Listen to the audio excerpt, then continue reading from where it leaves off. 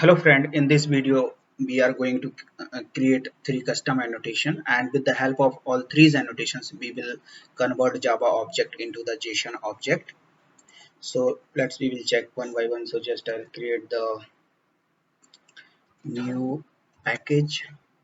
Okay, so for that I just right click on that and create the package, and annotations package I just had created, and in that I'll create first class level annotation. So just okay, so I'll right click on that, and from that list I'll select the annotation and just provide the name. Like here I provided the JSON serializable because we are converting a Java object into the JSON format, and this annotations has been created. We need to add additional information, so we will use meta annotations for defining the scope of these annotations and a target, and other annotations we can also use, so we will learn in our next video. So first I will use here the retention policy. Retention, and that I'll use the retention policy, and here I'll define the visibility. Like this is the scope at where you want the visibility of that annotations at runtime, source, or compile time. So here I am now for this making the visibility as a runtime, and the second annotation I'll use like target annotations. So in that I'll specify this annotations will apply on method or class or on field. So I'll use here the element type,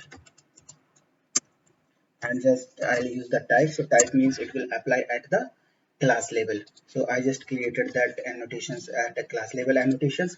Same I'll create for the field and method. So the same things for method level annotations and field. I just created this, and I'll just copy paste these things because I want the visibility for that also as a runtime, and I need to change here because if we are using that as a field label, so I need to specify with the field. Okay, same we will do for the method. Just I'll right click on that and I'll select the annotations, and I am providing the name init annotations here, and I'll mark with that, and just I'll copy paste these things. And for method level, just I need to specify here the method. Okay, so now I created the three annotations, and then we will check how can we apply this on a Java object. So simply I will create here the person class or any class, this is up to you. Person class, and on person class I just create some field like private, string, first name, and second last name. So this field I have created. Now I'll generate the getter setters. Just go inside that, generate the getter setter, select all as a last member, and generated the getter setter. Now we will apply our annotation. So as I said, I created the JSON serializable annotations. You can see here this. So okay, so I'll apply on this. So at the rate JSON serializable, apply on that, and our field level we have created the JSON element. So I'll apply this JSON element. So I'll apply on all the fields, right?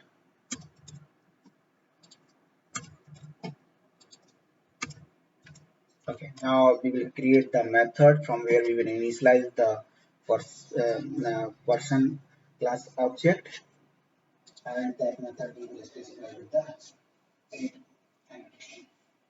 So first I'm creating the method, so I'll create here only private void init names, for example, and yeah, and I'll mark this as a init annotations and software, and here we will write our logic. Okay, so here I return some logic. If you want you can write, if you don't want no need to, whatever you want you can write it, right? Okay, that's fine. So I used all three annotations you can see here, and now we will check that annotations. How can we process with the help of reflection API? So we will check on that. So for that, I just creating the class as like I already created the class like object to JSON converter, because otherwise it will take too much time. But I'll explain one by one how it will work. And second, I just created the custom exception class. You can see, so it will like good standard for our programming. Okay, so this is the important class, how it will work step by steps. We will check, right? So for first, we will check. From the main method, just I created the person class object and add the values. You can see India, soft coder, and age is 20. And then I created the object of this class, and then I'm calling this method and passing the person object. So this is nothing. This is the global point of method. If you are not using the like main method here, so you can create the public method, so you can use from the outside the class for a testing purpose. Just I added the main method here only. So first we will check like object person class object which we are passing through this method is null or not. If it is null, then it will throw the exception, right? That is object null. Okay, and then we will check that object like person object marked with the JSON serializable or annotation or not.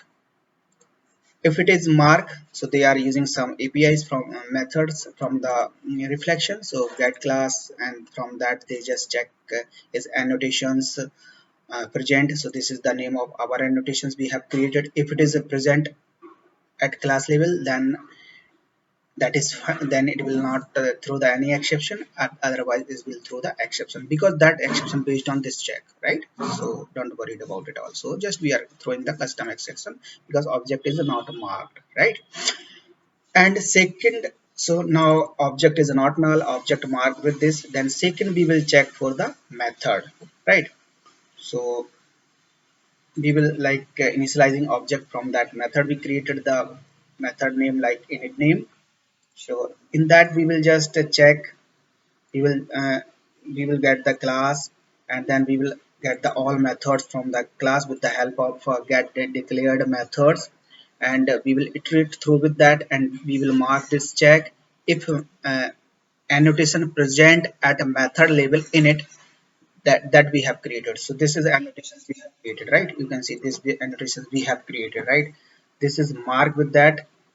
uh, then it just for that method assign some rights, set accessible, so that will be the accessible, and that will be invoked, right, for processing. Okay, so then second thing we will now converting Java object into the JSON format. So now we are creating finally object. So we created the method JSON string, that is a private method. So same things we are doing in that, but we are created the map, that is the key and value as a string because we have a simple name and we want to display the JSON format. Or that things are totally up to you, whatever you want, which type of object you want to convert, right? So that is totally up to you. So I created the map, and in that I just push the record. So first I'll use the class, then we will method accessible that true, and then we will use the field label. So on field we will check field mark with this annotations. In that way we will get the on all annotation and put inside the map, and then from using the stream API we just creating into the JSON. Okay, so let's we'll run this program, right? I'll click on the run button. Okay, and you can see here our object has been converted into the JSON format. Or if you mark this object like pass it the null, then it will throw the null pointer exception as we specify. Or if you don't use this annotations with this, then in case it will also. Okay, so thanks for watching this video, and in the next video we will learn about the types of annotations like marker annotation, multi-level annotation, single level annotations, and some other annotations. So thanks for watching this. Thanks, bye. We will meet in the next video.